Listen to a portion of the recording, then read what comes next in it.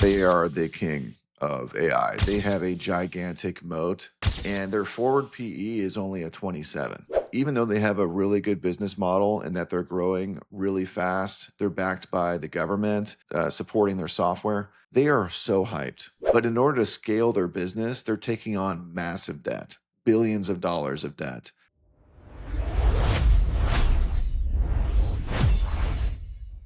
All right, Alex, good morning. How are you? Good morning. Doing great. How you doing? Doing great. Ready to dive in. What do you have for us today? Yeah, so today we're going to be going over our first tier ranking list. And we're going to be focusing today on AI stocks. What makes an AI stock? So this list I would really think of as more of the really well-known names. There's a few outliers on the list, but think of these as like the biggest companies within AI right now and kind of a high-level approach. So there's going to be chip stocks, memory stocks, cloud stocks, manufacturers, anything in that part of the system right now. Okay, great. And there is some nuance between how well the company is doing versus how well the stock is doing. Which one are we going to talk about more specifically and nuanced today? Yeah, so that's a great call out because we're going to be really focusing on the stock. So all of these are really good companies and a lot of these companies are growing really well, but it doesn't mean I like the stock as much because as you know, stocks trade at a valuation.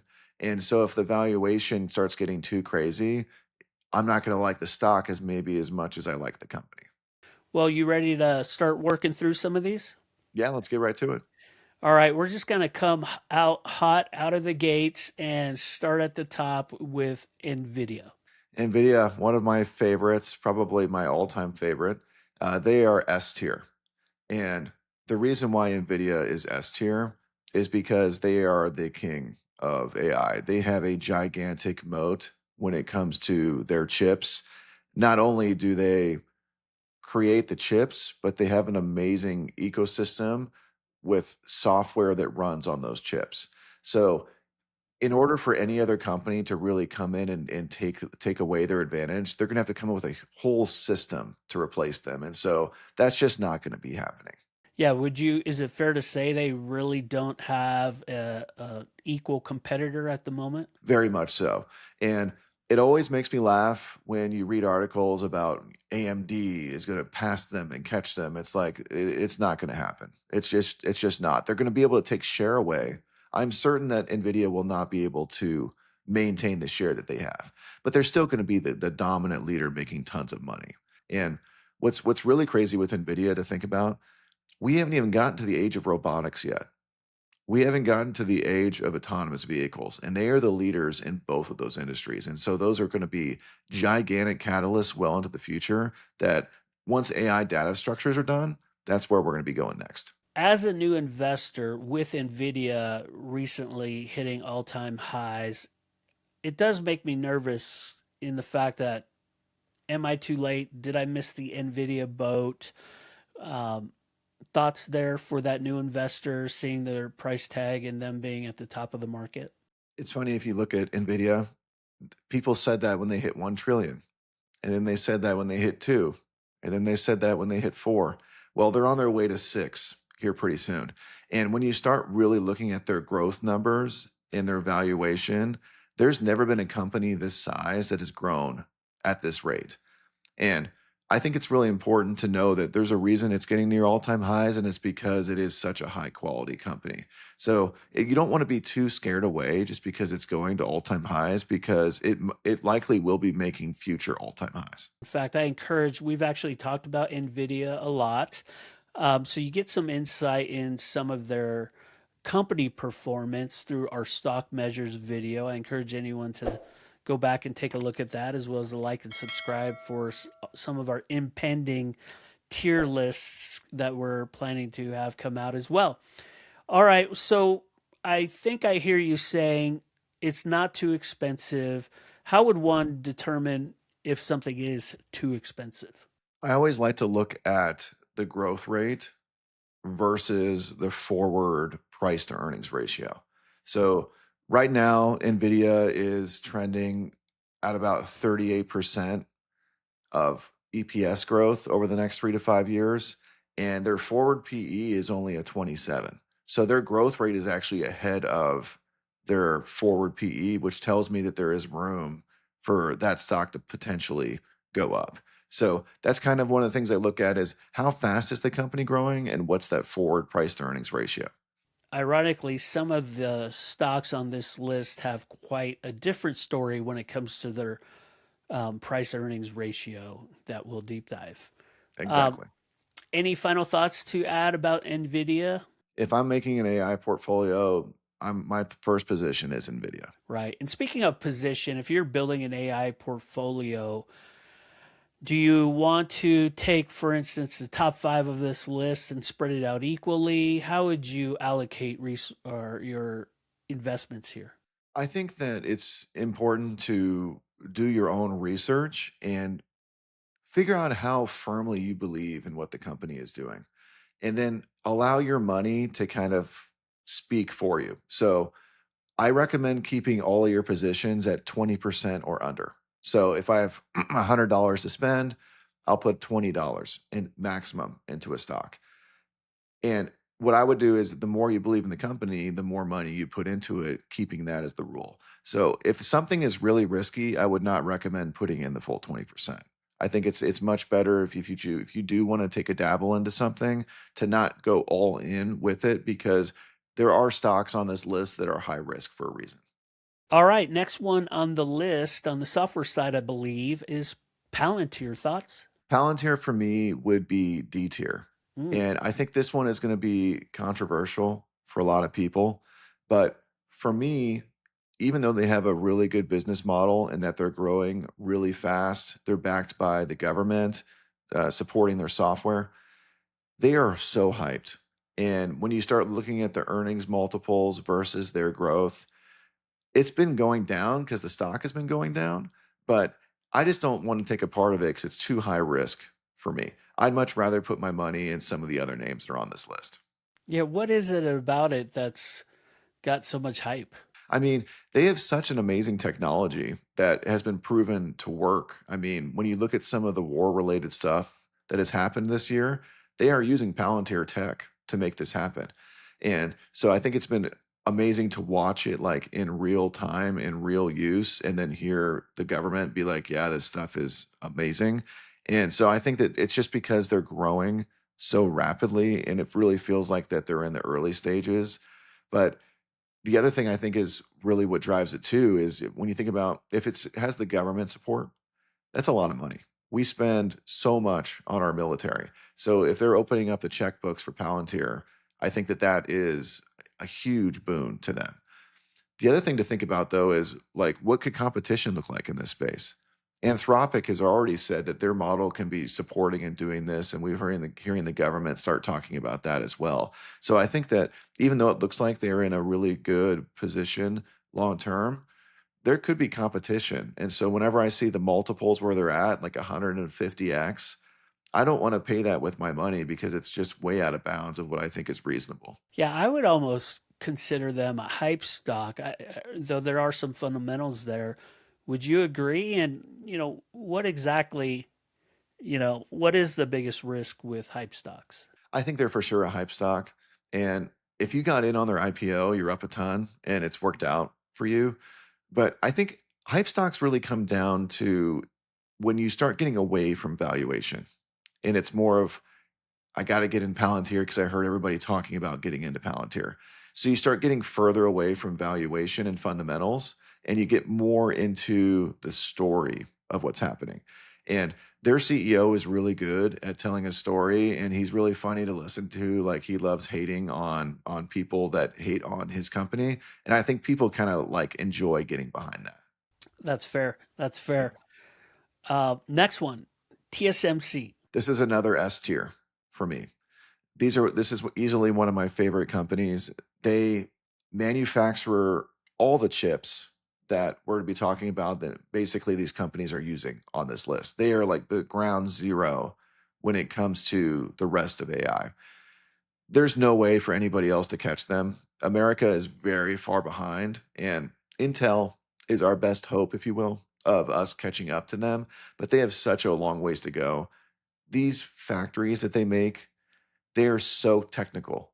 They take years to get these machines set up and calibrated. They have a massive lead there. And that's why TSM is just going to be an amazing company for a long time. Yeah, previously, I don't, most people never think about chip manufacturing.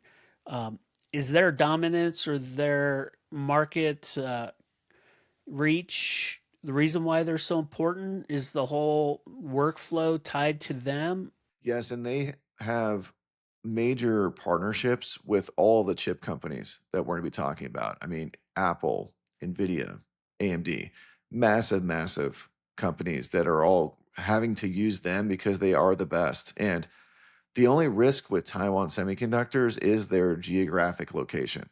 And this was in the news recently too, where Trump and Xi were talking about Taiwan.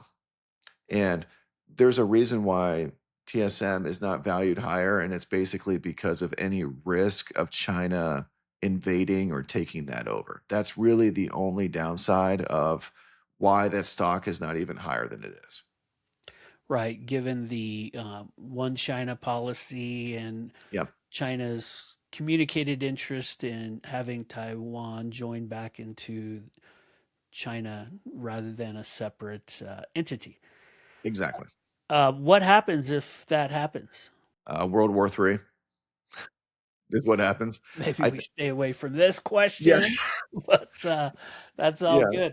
good. Yeah, that would be interesting. But any thoughts from outside of that scenario? What happens if they go away? I think there'd be gigantic risk to just technology in general. And when you think about the amount of stuff that Intel can do, it's not even close to what TSM is doing. So it would basically affect every manufacturing tech possible because everything has chips in it. Right. All right. Let's move on. Okay. The next one is another very hyped up, talked about stock, potentially controversial Tesla. Tesla would be C tier for me. And again, this is another one that trades on a crazy multiple because of Elon Musk. And it's funny with Tesla right now. They're transitioning from a car company to a robotics and AI company. And that's not exactly easy to do, but if they pull it off, this stock could go, to the moon from there. And that's why I think people are so into the stock and why it trades at this unreasonable valuation is because people have so much faith in Elon Musk to get things done. I don't particularly want to be part of that. And there's so much risk there. If you're a Tesla shareholder, that stock goes up and down huge. So you really have to have significant risk tolerance to be willing to have your money in Tesla. Yeah, and are you grading it incidentally based on AI potential or on as a auto EV manufacturer? Now, I think currently they would be an EV manufacturer, but I do know that once the robotics start rolling out, that thing's going to be a thing of the past, if you will. To me, it's more of the stock valuation and all of the risk that comes from that, because Tesla's not going to be the only manufacturer that's making robots. Now, they might end up having the best ones, but we don't know that yet. So I'm betting if I'm betting on Tesla, I'm betting that they are the leader because they trade at a massive valuation. They're valued at almost they're basically at a 1.6 trillion dollars. And if you look at how much money they make and their growth, it's pretty outrageous. Yeah, and how much is it because of those speculations and valuations that their success is critical, or how would you determine that? Yeah, I mean, when you look at Tesla right now, they are purely trading on a world where robots become the next big thing. I've heard gigantic numbers for the addressable market thrown out there, and Elon wants you to have a robot in your home. That's his goal. And if that's the case, and you're going around replacing everybody, it starts making more sense that Tesla is going to be one of the largest companies in the world. That's just a lot to have to come happen, and it's something I'm not really interested in taking part in. All right, let's move on to the next one, AMD. AMD is A tier. And They are the number 2 chip player right now. It's basically them and Nvidia as the 2 clear leaders when it comes to chips. There's not enough chips to go around. Nvidia can't supply the world, and so I do believe there's gonna be a place for AMD. They do a really good job as well with the CPUs, and we've been hearing more and more people talk about how agentic AI uses more computing power rather than the GPU power. And this has been their advantage recently. And this is why the stock has been running hard because it's like, wow, we need to actually get CPUs in there. So there's going to be really good potential for this stock moving forward, but they are the number 2 player. And that's why I have NVIDIA ahead of them. What would they need to do to really become a strong competitor for Nvidia? I think that they would need to come out with a full ecosystem that could rival what NVIDIA has. So not only do you have to have the best chips, you also need to have the best software. And that's the thing. If I want to switch away from NVIDIA software, I have to replace the whole thing. I can't just use NVIDIA software and go start running AMD chips. That's why there's such a gigantic moat for NVIDIA there. So that's really they needed to come with a full software solution that would be equal or better than NVIDIA. Yeah, so short of them doing that, it'd be really hard for them to catch up to that market valuation, you think? I think so. And the other thing though to keep in mind though, like I mentioned, the world needs chips, and because they do make really good chips, there are going to be always customers for AMD. They have really fantastic margins and they're going to make a ton of money from it. I'm a big fan of their CEO as well. So they are a great company to own. All right, next one. Let's talk about CoreWeave. CoreWeave would be C tier for me. And they're probably less well known than some of the other names on this list, but they are what we call a neo cloud company. They are competing with Azure and AWS, and their focus is creating a cloud that people can run their AI models on. And obviously, this is amazing because it's tailored to AI, unlike Azure and AWS. And they have huge contracts built out. But in order to scale their business, they're taking on massive debt, billions of dollars of debt to buy GPUs. But what's funny is this is where we start getting NVIDIA giving them money, investing in CoreWeave. So then CoreWeave then comes back and buys NVIDIA chips. So this is kind of where we start getting in the circular money of AI. But there's massive execution risk for CoreWeave. Even though they are backed by NVIDIA, they actually have to execute and they're losing a lot of money right now. So that's why I have them as a high risk.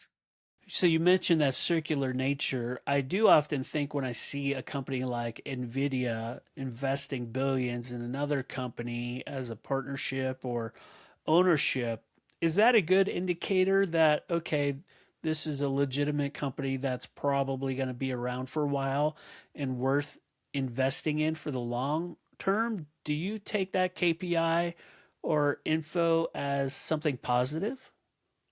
I think it is really positive. I think that it's also very polarizing on people's views of this. It's almost like fake when they start doing this.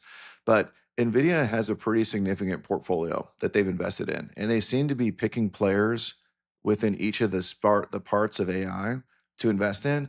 And I'm going to trust where they're putting their money. So I think it's a great KPI. It's something to look forward, and it gives me more faith in CoreWeave executing because NVIDIA is involved. If NVIDIA was not involved, I think that there would be even more risk on the table. All right, the next one, ASML. Thoughts on ASML? ASML would be A tier for me for sure. So they basically have a monopoly on the machines that create the chips. So TSM is their number one customer, and there's nowhere else on the planet you can go to for these types of machines. And so that's why they trade at kind of an expensive multiple versus the growth that they're experiencing. But it's because of the moat that they've created and that no one can really catch up to this. They have many, many, many years for people to ever catch up to the technology that they are executing. So I love combining this with an AI portfolio because I now have TSM, where they're the ones making the chips, but then I have the company that they're relying on for their machines. So having both pieces of that manufacturing for AI is a really nice combo. So can't companies just replicate what they're doing and do the same? At this point, it would take multiple years for them to ever catch up to them. And they just have a monopoly on it. I mean, I would never rule out people never catching them, but anything near term, there's nothing that would indicate that there's going to be anybody catching up to them. Yeah, they always say, with big movements like this for investing, you want to find out which companies are the picks and shovels that help build it out and make it happen, not always the hype companies. I feel like ASML might be one of those. I agree. Yeah. And I think that if you asked most people who ASML is, I don't think most people would even know or have heard of what that company is. And when you think about how important they are, that is the definition of picks and shovels. It's awesome. All right, let's move on. The next one, a legacy company, Microsoft. Microsoft would be D tier for Mm. me. And this could be surprising, but they've had a really bad year. And I think what's happening with their business right now is you are confronted with the core function of your business being impacted by AI. So, like at their heart, they are a software company. And they do have Azure, which is obviously a great cloud service. But what do they do with AI? And Copilot is kind of falling behind. And so I think their business model in general is being challenged a little bit of why do I need all of these Microsoft Office products when AI can spit this stuff out for me in seconds? And Microsoft Office isn't going away anytime soon, but what is Microsoft going to do about it to use AI to make their product better? And I think in general, people have been pretty unimpressed what they've done so far. And that's why the stock continues to drop. And even now, they're still trading at a 23x forward multiple. I mean, that's just a couple points lower than Nvidia.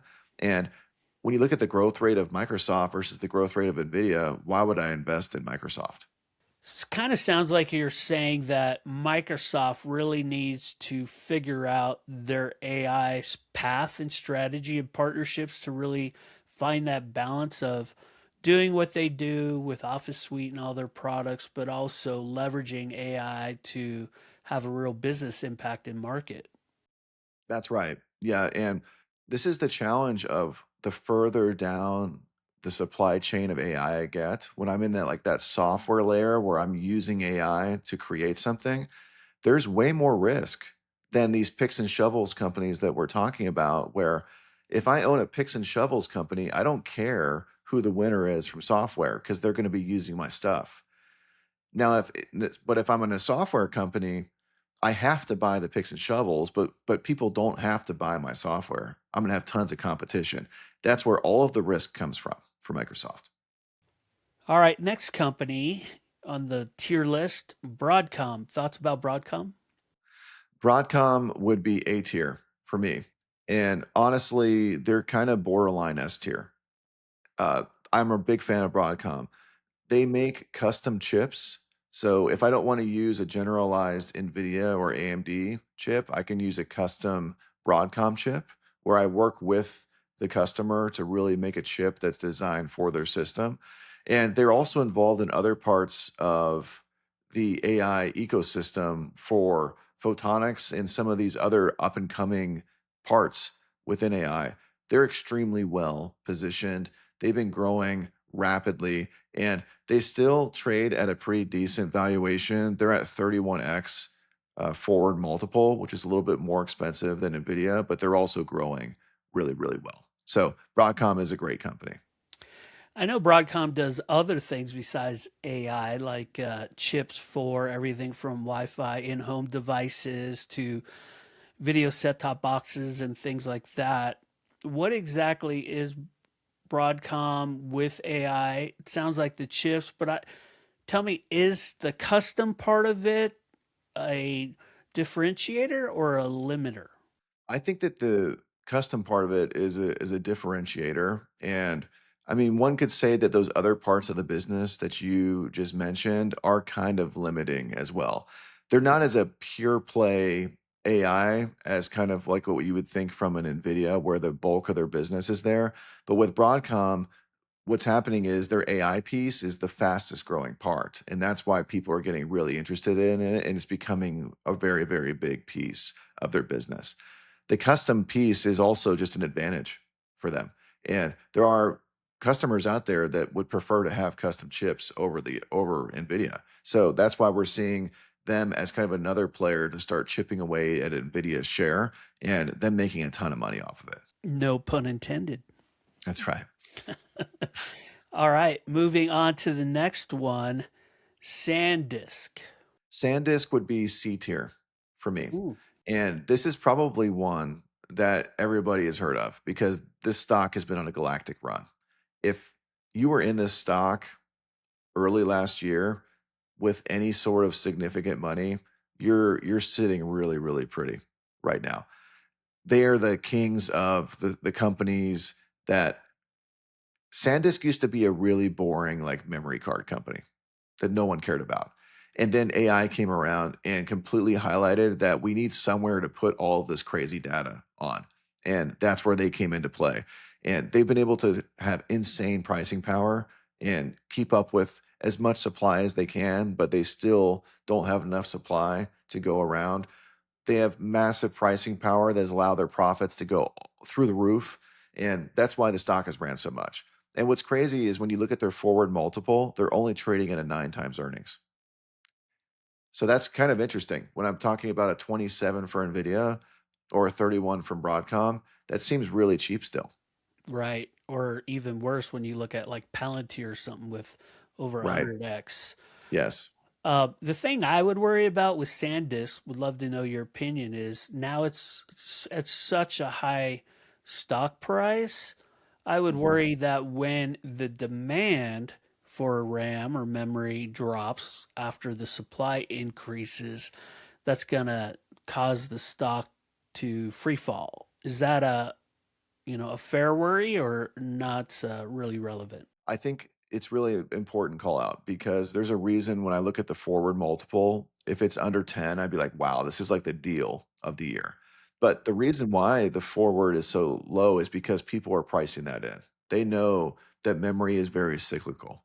So once supply catches up, pricing power goes away, their profits will drop massively, and that stock will go down. So the point of all this is why it's in the C tier because for now, if you've been in it, it's been one of the best stocks you could possibly have. And if you asked me last year where I would rank them, they'd be higher. But because of the run they've been on and the cyclical nature of memory, it's very high risk. And I don't like chasing stocks when they've been up it's been up like 1,000+%.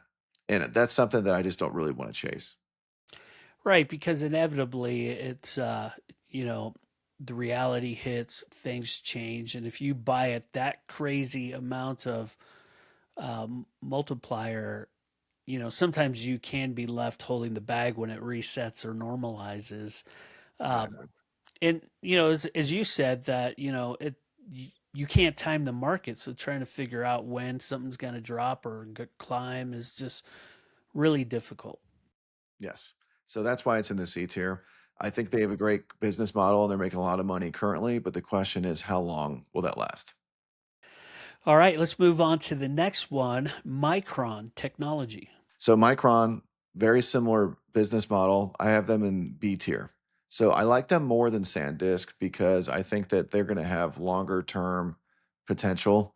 And the high speed memory that they make is in a different piece of the memory. So they're not dealing with storage. They're doing that really fast thinking. And this is a huge bottleneck. And if NVIDIA is succeeding, Micron is going to succeed. The only difference is with Micron, they are in memory. It will be cyclical. Pricing power will eventually go away. And Micron has also been on a huge run. That stock could very well be touching $1 trillion in value. And that's pretty crazy considering at the beginning of the year it was more like 250 billion, something like that. I mean, this is where valuation comes into play of do I really want to keep chasing it? But if you had me pick between Micron and SanDisk, I'm going to be picking Micron, and that's why it's in the B tier for me. Yeah, and I keep an eye on it. I have not yet invested into it because I caught it late. And there are moments where, the market will take a dip and then it seems a little bit more attractive, but we're still talking over $700 a share. Some Yes. even have speculated it could go over 1,000. But again, I just, as a new investor, want to be wary of my own FOMOs. I've kind of given into that before and just Yes. makes me nervous. Yes, and that's why when Micron or SanDisk, when they do pull back, it's usually like, high single digits or double digit pullbacks. It's not, 1% here or there. It's because when the house of cards does fall, it falls hard. Right. Okay. So that's Micron. Let's talk about Amazon. Amazon is A tier for me. And I really like Amazon because not because they're traditional business, it's all about AWS. They're the number one cloud provider, and they've been actually accelerating with growth within their cloud, which has been awesome to see. The real reason I like Amazon though is because they're starting to dip into their own chips and having customers use their own Amazon chips to run on the cloud. I think this will be a really big advantage for them if they can get some traction, and they're never going to be able to catch the technology from Nvidia, but it's way easier to make your own chips and a lot less expensive than if I have to go and buy them. So I really like Amazon long term because cloud is ultra important and people are going to need to have somewhere to run their AI stuff on. So Amazon makes money in AI because one, they make chips used in AI, and then they also run the infrastructure that AI runs on. Yeah, so basically they're beginning to rent out the chips that they've made to have customers be able to use those. And the more that they lean into using their own chips, this is going to be better for their profitability. But they have easily the most reliable of the networks, which has been funny because I think that they've had a couple of outages recently. But where else can you really go? It's them or Azure for a lot of these things, and that's why for them they really are the leader. Someone is going to have to use them long term, and so they make tons of profit on AWS. It's basically just like printing money for them. Yeah, it's funny because the Amazon stock within the S&P 500 doesn't even sit in a technology sector. It sits in like a consumer cyclical or something because of Amazon Marketplace. Uh, would you say that's a positive where they have multiple sector reaches that can help? Let's say AI tanks has a strong pullback, but they're also in this other category. Does that help a stock like Amazon? It definitely makes it so it behaves a little bit differently. And one could say it's either a pro or a con that they have other parts to their business, but it makes it so the company is a little bit more stable because they have guaranteed income coming from both sides of that. So it is interesting that unlike some of the other names on this list, it is a consumer discretionary. All right, next on the list is a long time American company in technology, Intel. Thoughts on Intel? Yeah, Intel would be B tier for me. And the reason why they wouldn't be higher is because of the multiple that they trade at. They're currently trading at a negative price to earnings ratio. And even when you look forward looking, it's still triple digits. So it trades at an extremely expensive valuation. Now, they have massive backers. Nvidia has invested in them. The US government has been invested in them. So they have massive backers and a good product. And like I mentioned before, with agentic AI, you need more CPUs, and this is their specialty from there. So I think that they have a really good company and that they have potential, but now it's all about them executing. And that's why I don't have them higher than B. So they're competing now against AMD on the chip side versus the GPU.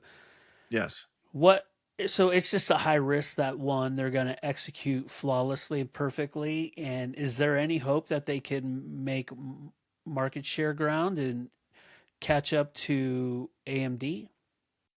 I think that they definitely can catch up to AMD. I mean, when you think about back over time, if anything, they were the leader. And, that stock was down forever because it looked like that was kind of a dead company. there because AMD was taking so much of their share. But they have good tech, and when they start specializing it for these agentic AIs, I think that's going to be kind of like a bright spot for them. And again, like we mentioned with CoreWeave, if I'm being backed by some of the largest players in the industry and especially the government, that company is not going to fail. And I think that's why it's being allowed to trade at the multiple that it is. Right. And you said they had a negative PE. What does that mean? So when I have a negative PE, it basically means I'm not turning a profit. And it means that I'm reinvesting or investing stuff to build things out. Right now, Intel is trying to scale their production. And we're not seeing any profit or stuff from that until that stuff gets completed. So that's been the key thing for them. And that's why you're betting so much on them scaling up and producing at a high level to really justify a multiple like they're trading at. Great. Well, that's Intel. Another company we've talked about before, Qualcomm. What's your ranking for Qualcomm? Qualcomm is also B tier for me. And so they have the unique advantage that's a little bit different than a lot of these other companies that we talked about, where they are mobile focused. And so their focus is on getting AI on your mobile phone. And basically, that would be just, AI specific to mostly Apple phones, is really their focus. Now, the disadvantage to this is they really rely on, I have to have my customer buy the iPhone in order for me to like be making my money and my chips to be going up. Where some of these other companies, their customers are way more broadly spread out.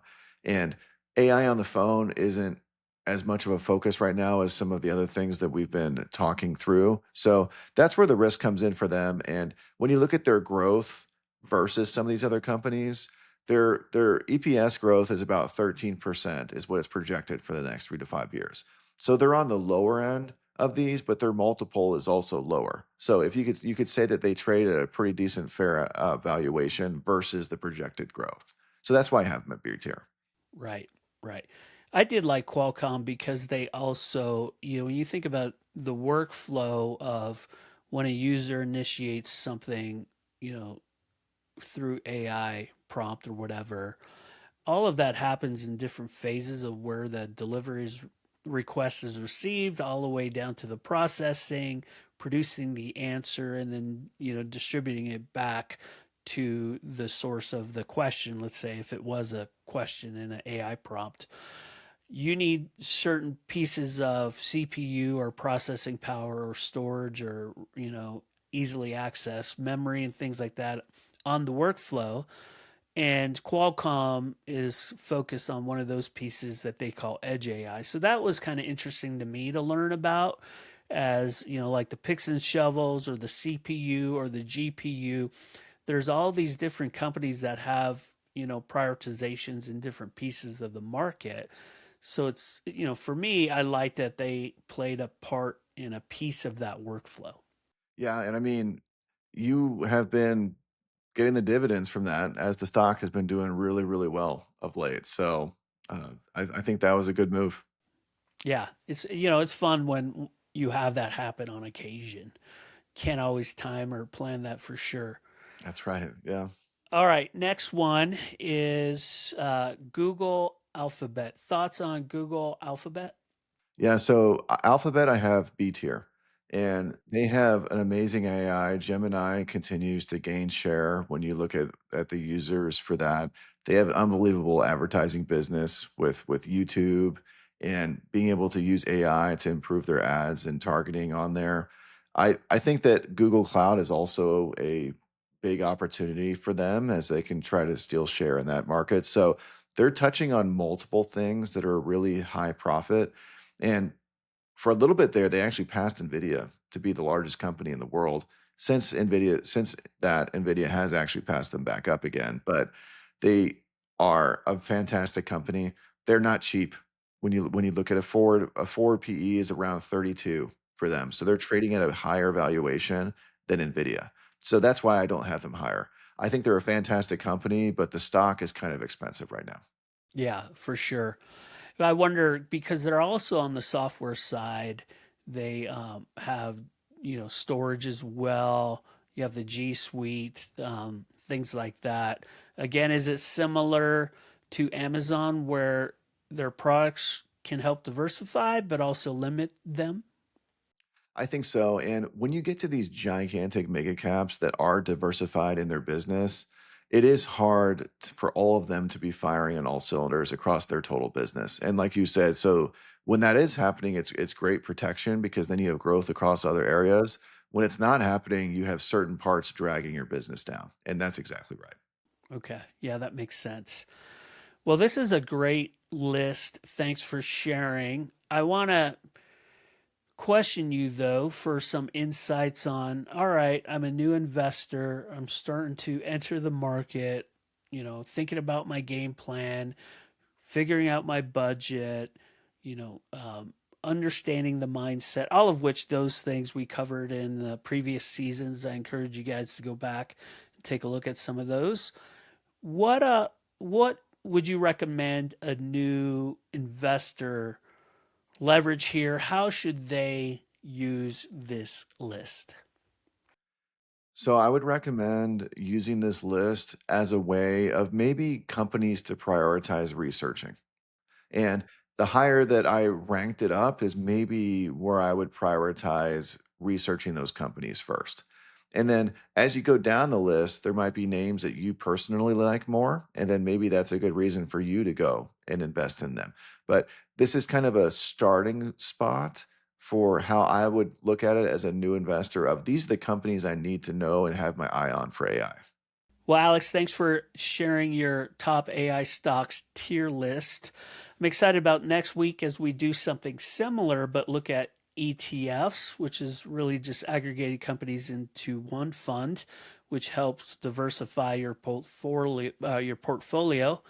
Um, any final things to add here, Alex? I do want to also encourage people to check out the website, alextalkstocks.com, sign up for our email distribution, as well as you could either comment on this video, let us know what you think about his rankings, as well as email us at alex@alextalkstocks.com.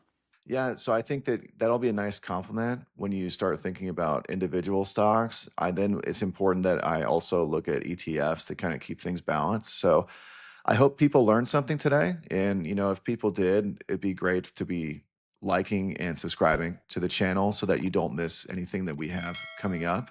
And I can't wait to share the ETFs video next week. Yeah, thank you, Alex. Thanks for talking stocks. We'll talk to you then. Ciao. Have a good one.